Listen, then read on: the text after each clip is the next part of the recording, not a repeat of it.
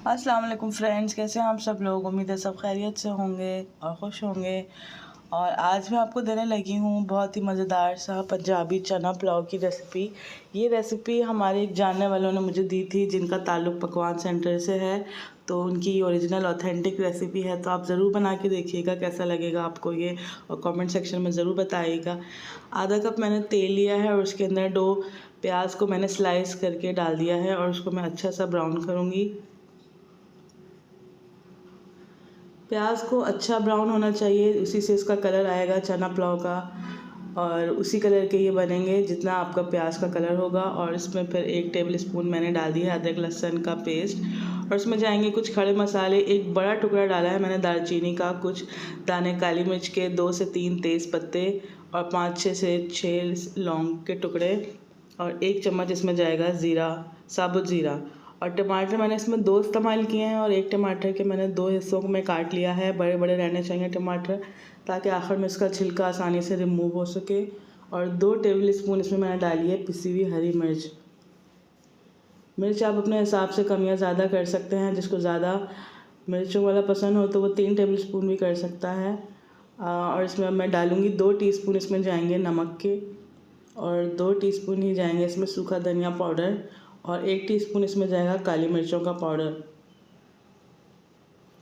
इन सबको अच्छा सा मिक्स करना है और भून लेना है टमाटरों के साथ। और जैसे ही थोड़ा सा पानी डाल के मैं इसको गलने रख दूँगी टमाटरों को, और जैसे ही टमाटर सॉफ्ट हो जाएंगे और इसके छिलके मैं रिमूव कर लूँगी।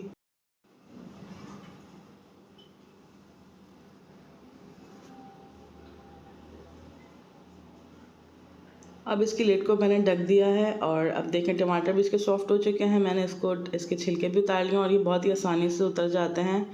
तो मैं भी हमेशा यही करती हूँ कि हांडी जब बनाते वक्त छिलके ज़रूर उतार लेती हूँ, क्योंकि भुनाई के दौरान भी वो छिलके साबुत साबुत से नज़र आते हैं, तो हांडी का इफेक्ट थोड़ा अच्छा नहीं लगता, और चावलों में भी नज़र आते हैं तो अच्छा नहीं लगता। मसाला हमारा अच्छा काफ़ी सब भुन चुका है। इसमें 2 से 3 टेबल स्पून मैं डालूँगी गाढ़ा दही। कोशिश कीजिएगा दही में पानी बिल्कुल ना हो, और दही गाढ़ा गाढ़ा ही होनी चाहिए। इसको मैं मसाले के साथ भून लूँगी अच्छा सा। चने मैंने लिए थे 2 कप, उसको मैंने ओवरनाइट भिगो के रख दिया था, और सिर्फ नमक वाले पानी में मैंने इसको अच्छा सा गला लिया है।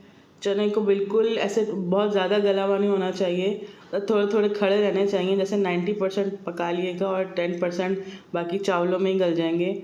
और मसाले के साथ मैंने उबले हुए चनों को भून लिया है, और 4 से 5 इसमें मैंने डाल दी हैं साबुत हरी मिर्चें। ये सिर्फ खुशबू के लिए होंगी, टेस्ट के लिए होंगी, मिर्चों के लिए नहीं होंगी, इसलिए मैंने मोटी वाली डाली हैं।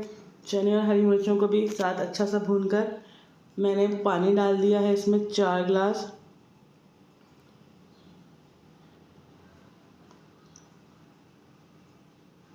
और ढककर मैं इसको पकाऊंगी जब तक अच्छा सा उबाल आ जाएगा। फिर इसमें डालेंगे चावल। चावल मैंने लिए थे 2 गिलास, और इसको पहले आधा घंटा पहले भिगो दिया था। आम बासमती राइस हैं, लॉन्ग ग्रेन। तो चावलों को इसमें डाल के 10 मिनट हल्की आग पर पकाया है, और 1 टीस्पून इसमें मैंने डाल दिया है पिसा हुआ गरम मसाला। इसे आखिर में डालिएगा, इससे बहुत अच्छी खुशबू और टेस्ट आएगा, इसलिए मैंने इसको पहले नहीं डाला। ढककर इसको 10 से 12 मिनट हल्की आग पर चावलों को पकाने के बाद अब इसका मैंने पानी ड्राई करना है, और फिर इसको देंगे अच्छा सा दम। चावल बहुत अच्छे से पक रहे हैं इसके अंदर, और मैंने इसका कुछ नमक टेस्ट किया था तो मुझे कम लगा था, तो मैंने 2 चुटकी भर के नमक और डाल दी है। आप भी आखिर में टेस्ट कर लिएगा, नमक अगर आपको कम लगे तो डाल सकते हैं।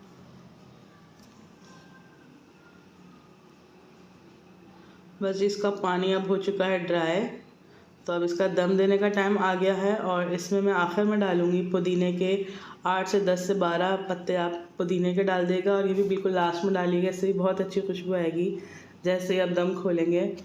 तो देखें जी, 10 मिनट हमारा दम आने के बाद चावल बहुत अच्छी शक्ल तैयार कर चुके हैं, और अब इसको हम सर्व करेंगे, डिश आउट करेंगे।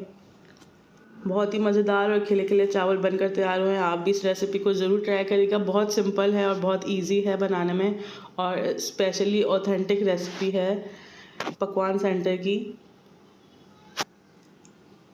अगर आपको मेरी रेसिपीज़ अच्छी लगें तो मेरे चैनल को लाइक, सब्सक्राइब एंड शेयर कर दिएगा। और अगली रेसिपी तक के लिए अल्लाह हाफ़िज़।